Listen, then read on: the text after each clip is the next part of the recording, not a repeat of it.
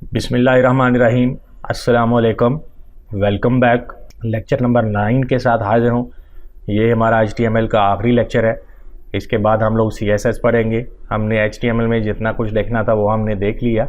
बाकी रह गया है वो जैसे ही हम CSS पढ़ते जाएंगे और साथ साथ में हम लोग वो HTML के बाकी के टैग्स रह चुके हैं वो भी साथ में पढ़ेंगे। तो ये इस लेक्चर में हम लोग आई फ्रेम टैग पढ़ेंगे और सिमेंटिक एलिमेंट के बारे में पढ़ेंगे कि सिमेंटिक एलिमेंट होता क्या है। बेसिकली सिमेंटिक एलिमेंट वो एलिमेंट होते हैं जिसका मतलब क्लियरली वो डिस्क्राइब करते हैं और जो यूज़र होता है, जो प्रोग्रामर होता है, उसको और मशीन को दोनों को उसका मतलब क्लियरली वाज़े समझ में आता है। उसकी बेहतरीन मिसाल एक हमारे पास एक टैग हेडर होता है, फुटर होता है। ये उसकी बेहतरीन मिसाल है कि हम हेडर के अंदर हेडर का कंटेंट लिखते हैं और फुटर के अंदर फुटर का कंटेंट लिखते हैं। हमारे पास और भी सिमेंटिक एलिमेंट मौजूद हैं जो कि मैं आपको दिखाऊंगा। आगे चल के मैं आपको दिखाता हूं, साथ में हम लोग उसकी प्रैक्टिस करेंगे और साथ में आपको पता चलता जाएगा कि ये हमारे पास सिमेंटिक एलिमेंट्स मौजूद हैं। अब आ जाते हैं सिमेंटिक टैग का मकसद क्या होता है। मकसद इसका ये होता है कि हम इसकी वजह से अपनी वेबसाइट को बहुत अच्छे तरीके से स्ट्रक्चर कर सकते हैं और उसको अच्छे तरीके से डिस्क्राइब कर सकते हैं कि कौन सी चीज़ कहाँ पे है और कौन सा कंटेंट हमने कौन सा सेक्शन में कैसे लिखना है। तो इस मकसद के लिए हम लोग सिमेंटिक टैग यूज़ करते हैं। जैसे कि अभी जिस तरह हम अभी तक लिखते आए हैं उस तरह हमारे ब्राउज़र को कुछ पता नहीं होता है कि ये मैं जो लिख रहा हूँ ये मैं क्या कंटेंट लिख रहा हूँ, इसमें लिखना क्या है, इसको डिस्क्रिप्शन क्या है और ये क्या कंटेंट है जो मैं लिख रहा हूँ। जैसा कि मैं आपको फॉर एग्जांपल एक मिसाल देता हूँ। जैसे मैं ये डिव टैग लेता हूँ, इसके अंदर मैं कुछ कंटेंट लिखता हूँ। तो ये कंटेंट कुछ भी हो सकता है, ये आर्टिकल हो सकता है, ये कोई बायोग्राफी हो सकती है, ये कुछ नेविगेशन लिंक्स हो सकते हैं, मतलब कुछ भी हो सकता है। लेकिन ब्राउज़र इस चीज़ को अंडरस्टैंड नहीं कर रहा कि ये क्या चीज़ है। तो उस चीज़ को हम लोग जब डिस्क्राइब करके लिखते हैं सिमेंटिक टैग के अंदर, तो हमको भी पता होता है कि ये क्या, इस टैग के अंदर कौन सा कंटेंट है और ब्राउज़र को भी पता होता है कि इस टैग के अंदर कौन सा कंटेंट मेरे पास लिखा गया है। तो सिमेंटिक टैग की मदद से हम लोग डिव लिखने के बजाय हम लोग लिख सकते हैं आर्टिकल। अभी हम ब्राउज़र को अच्छे तरीके से बता सकते हैं कि ये कंटेंट जो है ये एक आर्टिकल है। तो ये हमारा जो कंटेंट लिखा गया ये और भी मीनिंगफुल हो गया कि हमको पता है कि हमने आर्टिकल के अंदर आर्टिकल लिखा हुआ है, आर्टिकल टैग के अंदर हमने आर्टिकल लिखा हुआ है। तो कुछ मेन सिमेंटिक टैग के बारे में देखते हैं आगे स्लाइड में। तो सबसे पहले हमारे पास मेन सिमेंटिक टैग जो यूज होता है ये हमारे वेब पेज के अंदर, जब हम हमारा होम पेज के अंदर जो मेन कंटेंट होता है वो हम इसके अंदर लिखते हैं। दूसरा हमारे पास आता है सेक्शन। ये हम डिफरेंट सेक्शन बनाने के लिए, वेबसाइट के अंदर डिफरेंट सेक्शन बनाने के लिए हम लोग सेक्शन का एक टैग यूज़ करते हैं और इसके अंदर हम डिफरेंट सेक्शंस लिखते हैं। ब्लॉक लिख सकते हैं, कॉन्टैक्ट इन्फो लिख सकते हैं इसके अंदर। तीसरा हमारे पास आर्टिकल आता है। आर्टिकल टैग हम लोग यूज़ करते हैं, हम लोगों को अगर कुछ छोटा सा आर्टिकल लिखना हो तो हम आर्टिकल टैग की मदद से वो हमारा कंटेंट इसके अपने वेब पेज के अंदर डिस्प्ले करते हैं। वो एक ब्लॉग पोस्ट हो सकता है और कुछ भी हो सकता है। इसके बाद हमारे पास आता है असाइड। ये यूज़ होता है अपनी वेब पेज के अंदर, हम लोग लेफ्ट साइड में या राइट साइड में कुछ भी कंटेंट डिस्प्ले करते हैं तो उसको हम असाइड टैग के अंदर लिखते हैं। ये किसी भी चीज़ के रिलेटेड कोई कंटेंट हो सकता है। सिमिलर टू जैसे ब्लॉग के अंदर होता है कि साइट में हम लोग कुछ कंटेंट लिखा, हमने अपने ब्लॉग के अंदर उसकी साइट में, पेज के साइट के अंदर हम लोगों ने कुछ कंटेंट लिखा होता है। तो सेम ये उसी तरह का होता है। इसके बाद हमारे पास आता है हेडर हमारा जो यूज़ होता है वो इसके अंदर हम लोग वेब पेज का हेडर बनाते हैं और इसके अंदर हम लोग नैब और इसका टाइटल वगैरह लिखते हैं। इसके बाद हमारे पास फुटर आता है। फुटर के अंदर हम लोग वेब पेज का फुटर लिखते हैं। इसके अंदर हम लोग अपना कॉन्टैक्ट इन्फो लिख सकते हैं। इसके अंदर हम लोग कॉपीराइट का जो इन्फो होता है वो लगा सकते हैं। तो ये फुटर टैग इस मकसद के लिए यूज़ होता है। वेब पेज का जो फुटर बनाते हैं उसके लिए हम लोग फुटर का टैग यूज़ करते हैं। तो VS कोड में चलते हैं और इन सब टैग्स की प्रैक्टिस शुरू करते हैं। देखते हैं कि ये हम लोग किस तरह ये टैग यूज़ करते हैं। तो सबसे पहले हम लोग लिखते हैं हेडर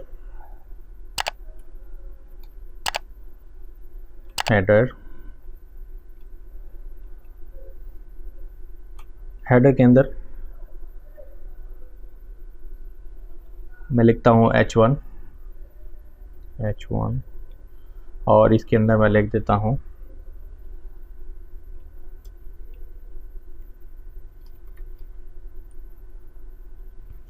ठीक है, ये हमारा हेडर हो गया।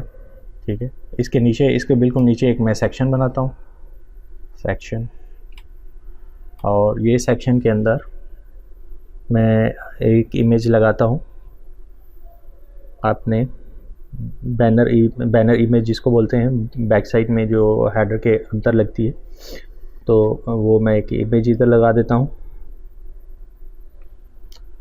और इसके साथ साथ मैं सेक्शन को एक क्लास दे देता हूँ, क्लास, और इस क्लास में मैं लिख देता हूँ बैनर।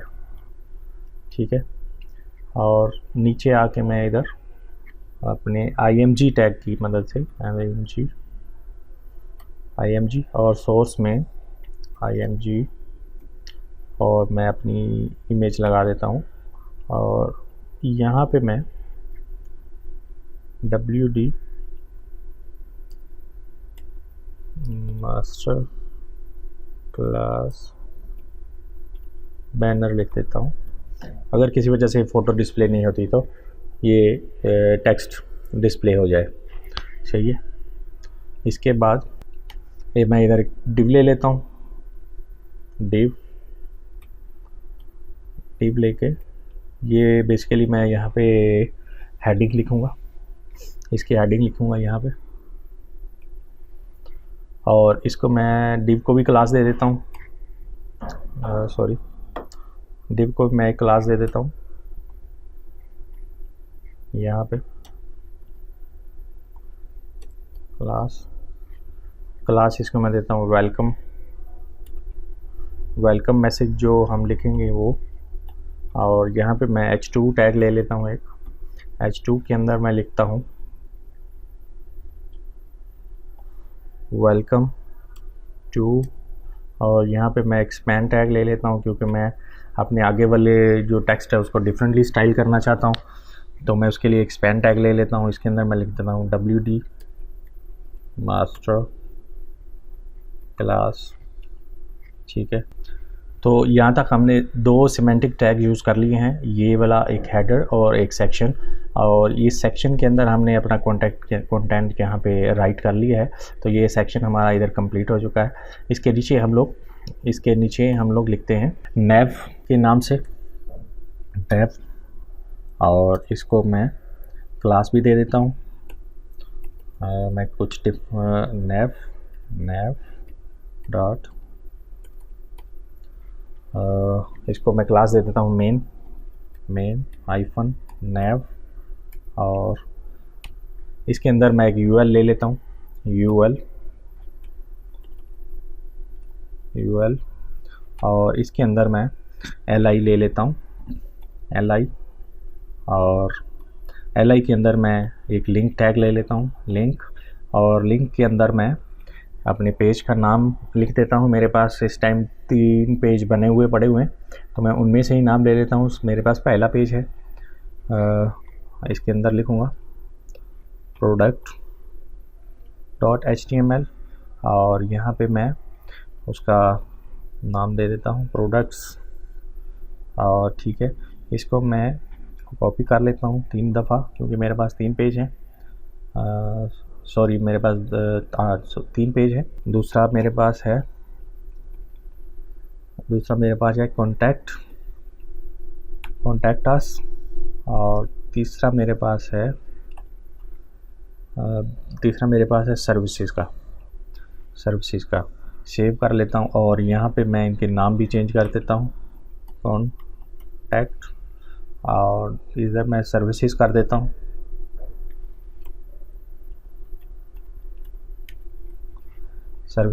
सेव कर देता हूँ मैं। तो यहाँ पे हमने अपनी नेविगेशन भी लिख ली है नैव टैब के अंदर, और ये यानी बहुत ही ये अच्छा तरीका है ये लिखने का, क्योंकि अभी हमारा ब्राउज़र ये आइडेंटिफाई कर सकता है कि ये हमारा नैव टैग है और इसके अंदर हमारा नेविगेशन लिखा हुआ है। तो यहाँ पे हमने एक और सिमेंटिक टैग यूज़ किया नैव, और इसका कैसे यूज़ करते हैं वो भी हमने देखा। तो हमने इतना सारा लिख लिया है, तो एक दफ़ा हम लोग इसका प्रीव्यू देख लेते हैं अपने ब्राउज़र के अंदर कि इसका प्रीव्यू कैसा सा आता है। तो मैं इसको लाइव सर्वर से खोलता हूँ, right click, open with live server, और यहाँ से मैं अपना ब्राउज़र खोल लेता हूँ। और ये देखिए, ये उतना अच्छा हमारे पास डिस्प्ले नहीं हो रहा है क्योंकि हमने अभी तक इसको स्टाइल ही नहीं किया ना। तो ये देखिए, वो हमारा हेडर के अंदर जो लिखा था टेक्स्ट वो इधर आ रहा है, ये हमारा बैनर आ रहा है, और ये वेलकम मैसेज आ रहा है, और ये नीचे हमारी नेविगेशन आ रही है। तो वापस चलते हैं अपनी VS कोड में और आगे का कोड लिखते हैं। इसके बाद हमारे पास हम लिखते हैं, इसके बाद हमारे पास जो टैग आता है वो मेन टैग है। मेन कंटेंट लिखने का टाइम आ गया, और उसके लिए मैंने आपको बताया था कि हम लोग मेन टैग यूज़ करते हैं। तो मैं लिख देता हूँ मेन, और इसके अंदर हम लोग अपना वेबसाइट का मेन कंटेंट लिखते हैं। तो वेबसाइट का मेन कंटेंट शुरू करने से पहले मैं एक छोटी सी वेबसाइट के बारे में छोटा सा एक आर्टिकल अगर लिखना चाहता हूँ तो उसके लिए मैं आर्टिकल टैग यूज़ कर सकता हूँ। आर्टिकल, तो इसके अंदर पहले लिखते हैं, पहले मैं इसका मेन टाइटल लिखता हूँ, H2 का टैग ले लेता हूँ। H2 के अंदर मैं लिखता हूँ इट्स WG मास्टर क्लास, और इसके नीचे मैं P का टैग लेता हूँ, P, और इसके अंदर मैं लोरम का कुछ डमी टेक्स्ट लिख देता हूँ, और ये थोड़ा सा डमी टेक्स्ट लिख देता हूँ मैं लोरम से लेके, और सेव कर देता हूँ। तो इसके बाद इसके नीचे मैं कुछ इमेज की लिस्ट लिखना चाहता हूँ। तो उसके लिए मैं UL ले लेता हूँ, UL का टैग ले लेता हूँ, और इसके अंदर अच्छा, ये जो UL या LI का जो टैग होता है ये सिर्फ शॉपिंग लिस्ट या दूसरा कोई टेक्स्ट लिस्ट बनाने के लिए नहीं होता। इसके अंदर आप कोई भी कंटेंट जो आप पूरी एज ए लिस्ट लिखना चाहते हैं वो आप UL या LI के अंदर लिख सकते हैं। तो मैं इस तरह इसके अंदर LI ले लेता हूँ, और LI के अंदर मैं IMG के अंदर मैं अपनी दूसरी इमेज लिखता हूँ। IMG फोल्डर के अंदर है मेरी दूसरी इमेज, और यहाँ पे मैं 2 कर देता हूँ, और यहाँ पे मैं इसको फिर से कॉपी कर लेता हूँ। कॉपी करके मैं यहाँ पे इमेज 3 कर देता हूँ। तो ये मैंने इमेज भी लगा दी, यहाँ पे सेव मैंने कर लिया इसको। तो यहाँ पे मैं UL के साथ यहाँ पे मैं क्लास दे देता हूँ इसको एक, अगर बाद में हमको कभी CSS में इसको स्टाइल करना है तो यहाँ से हम लोग इसको स्टाइल कर सकते हैं। तो यहाँ पे मैं इसको क्लास दे देता हूँ इमेजेस। तो यहाँ से मैं इसको ना अभी सेव कर लिया है, और सेव करके मैं इसको देखता हूँ कि वेब पेज पे ये कैसा दिखता है। तो ये बिल्कुल वैसा ही है, और यहाँ पे हमारी इमेजेस डिस्प्ले नहीं हुई हैं। मैं देखता हूँ इमेजेस क्यों डिस्प्ले नहीं हुई हैं। तो उसके लिए मैं वापस VS कोड में जाता हूँ, और तो मेरे ख्याल से इमेज इसलिए नहीं डिस्प्ले हुई कि यहाँ पे मैंने ये देखिए, यहाँ पे ये JPG है और ये फर्स्ट PNG है। तो मैंने यहाँ पे इसकी एक्सटेंशन चेंज नहीं की। मैं इसकी एक्सटेंशन चेंज कर लेता हूँ, और एक्सटेंशन चेंज करके मैं इसको JPG कर देता हूँ। तो सेव करता हूँ, सेव करके अब मैं देखता हूँ तो अभी इसको इमेजेस चेंज हो जानी चाहिए। तो ये देखें, हमारी दोनों वो दूसरी इमेजेस भी डिस्प्ले हो चुकी हैं, लेकिन ये वो बहुत बड़ी हैं क्योंकि हम लोगों ने अभी तक ना तो इसको साइज़ में कुछ किया और ना इसको स्टाइल किया है। तो विदाउट CSS जो हम लोग हमारा पेज लिखा जाता है वो कुछ इस तरह का होता है, और इसमें कुछ भी मतलब अच्छा दिखने वाला नहीं है। अगर कोई यूज़र इस पेज पे आएगा तो वो जितनी जल्दी हो सके इस पेज को छोड़ना चाहेगा। यानी ये पेज इस तरह का दिख रहा है क्योंकि इसमें सब कुछ मैसअप हुआ है और कुछ भी समझ में नहीं आ रहा है कहाँ पे कौन सी चीज़ है। हाँ, तो इसको जब हम CSS में स्टाइल करेंगे तो ये बहुत खूबसूरत एक पेज बन जाएगा। इसके बाद हमारे पास आता है फुटर, लेकिन उससे पहले एक छोटा सा एक सेक्शन बनाता हूँ कि एक फॉर्म बनाता हूँ जिस यूज़र को ज्वाइन करने के लिए। तो वो मैं कैसे बनाता हूँ, उसके लिए मैं सेक्शन का टैग ले लेता हूँ, सेक्शन, और सेक्शन के अंदर मैं क्लास दे देता हूँ, इसको क्लास ज्वाइन कर लेते हैं। और ज्वाइन करके यहाँ पे मैं इसको टाइटल दे देता हूँ, H2 में टाइटल देता हूँ ज्वाइन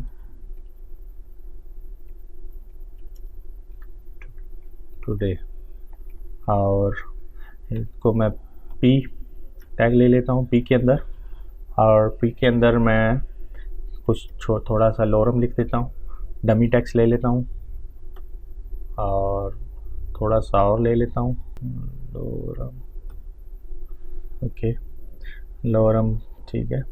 और इसके नीचे मैं एक फॉर्म ले लेता हूँ, फॉर्म, और फॉर्म के अंदर मैं एक इनपुट का टैग लेता हूँ, इनपुट टाइप ईमेल कर देता हूँ, ईमेल, और इसको मैं नेम ईमेल दे देता हूँ।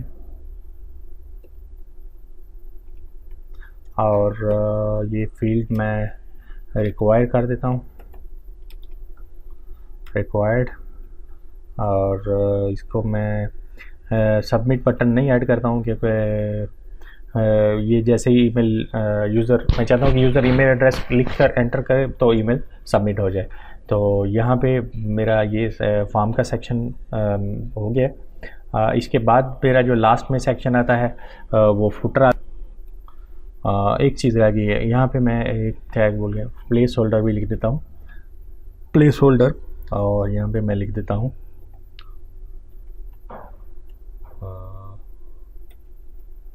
hit enter to join। तो ये भी हो गया। और इसके बाद हमारे पास आता है फुटर आता है, और फुटर के अंदर फुटर और डबल फुटर हो गया। फुटर के अंदर मैं पी का टैग लिखता हूँ और इसके अंदर मैं अपनी कॉपीराइट की इंफॉर्मेशन लिखता हूँ।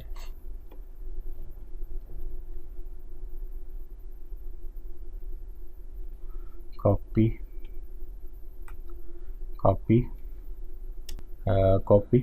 2020 बाय WG, सॉरी कैंसिल करता हूँ, WT मास्टर क्लास, और मैं सेव करता हूँ। तो यहाँ तक हमने अपने बहुत सारे सिमेंटिक टैग यूज़ किए, हमने फुटर तक अपना पूरा पेज बनाया, और लेकिन ये पेज अभी तक फुल डिज़ाइन नहीं है क्योंकि ये पेज अभी तक CSS पे हम लोगों ने डिज़ाइन नहीं किया। तो उस विदाउट CSS ये पेज इस तरह ही दिखेगा, इसका मतलब इसकी कोई खूबसूरती नहीं है। और ये सिर्फ ये जो वेबसाइट डिज़ाइन है ये सिर्फ एक HTML में डिज़ाइन की गई है, और इसको खूबसूरत बनाने के लिए हम लोग CSS का यूज़ करते हैं। तो इंशाल्लाह हम लोग जैसे ही CSS स्टार्ट करेंगे अपना ये वाला प्रोजेक्ट भी कंप्लीट करेंगे।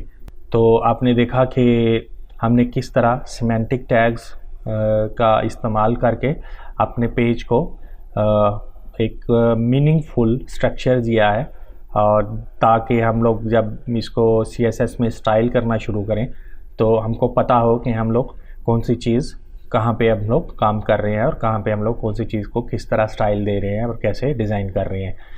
तो इसके बाद हमारे पास आई फ्रेम का टैग आता है, इस लेक्चर का दूसरा पार्ट है, तो उसको भी हम लोग अभी देखेंगे। तो आई फ्रेम टैग किस लिए यूज़ होता है? आई फ्रेम टैग हम लोग यूज़ करते हैं जब हमने किसी दूसरी वेबसाइट का कोई कंटेंट, कुछ कंटेंट या कोई और वेबसाइट अपने पेज के ऊपर, पेज के कुछ हिस्से पे या कुछ एरिया पे हम लोगों ने डिस्प्ले करना हो, तो उसके लिए हम लोग आई फ्रेम टैग का यूज़ करते हैं। तो उसके लिए हम लोग सबसे पहले लिखते हैं आई फ्रेम, और इसके अंदर हम लोग लिखते हैं कि सोर्स, SRC सोर्स, और सोर्स के अंदर हम लोग लिखते हैं जो पेज हम लोगों ने डिस्प्ले करना है। तो मैं यहाँ से अपना लोकल जो पेज मेरे पास पड़ा हुआ है प्रोडक्ट का, product.html, ये मेरे पास एक पेज पड़ा हुआ है। तो मैं क्या करता हूँ कि मैं आपको दिखाने के लिए ये पेज वहीं पे डिस्प्ले करके आपको दिखाता हूँ, रिफ़्रेश करता हूँ। तो ये देखिए मेरे पास ये जो मेरे पास लोकल पेज पड़ा हुआ है वो डिस्प्ले हो चुका है। ये उसकी नेविगेशन है और ये हेडिंग है। तो इस तरह करके हम आई फ्रेम टैग का यूज़ करते हैं। हम लोग अपने पेज के ऊपर यूट्यूब वगैरह या दूसरी किसी भी वेबसाइट से कोई भी वीडियो भी एम्बेड कर सकते हैं, सामने ले सकते हैं। तो वो भी मैं आपको एक एग्जांपल दे देता हूँ। तो मैं यूट्यूब पर चला जाता हूँ। यूट्यूब से मैं ये मेरी वीडियो है, मैं इसका एम्बेड कोड ले लेता हूँ। ये कैसे लेना है, आप शेयर पे जाएंगे, मैं फिर से आपको दिखाता हूँ, शेयर और ये एम्बेड, और यहाँ से आपने ये पूरा कोड कॉपी कर लेना है। इसको कॉपी कर लीजिए और VS कोड में जाके यहाँ पे आपने ये पूरा कोड पेस्ट कर देना है। जैसे ही आप पेस्ट करेंगे तो ये यहाँ पे आपके पेज के ऊपर डिस्प्ले हो जाएगा।